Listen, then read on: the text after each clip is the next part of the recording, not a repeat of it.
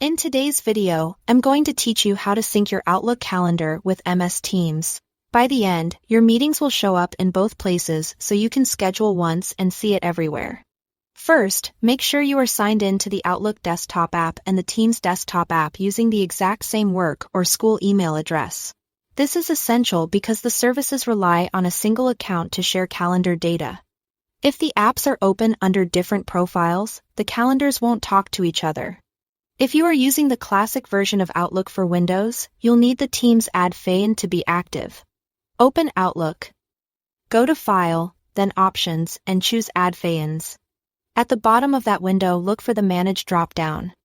Select Com Add Feyens and click Go.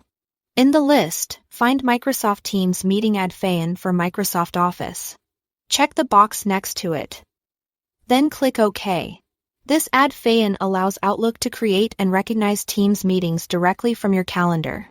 After that, completely close and restart both Outlook and Teams.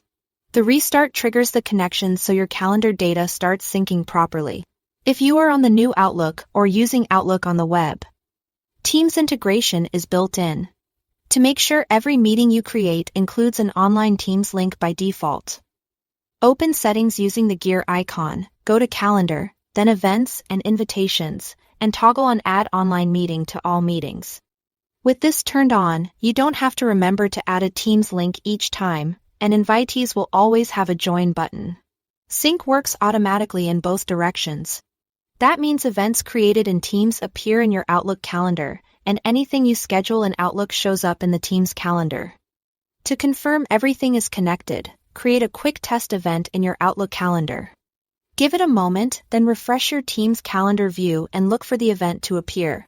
Seeing it in both places is a good confirmation that your Sign Feyen and Add Feyen settings are correct. That's it. Thanks for watching.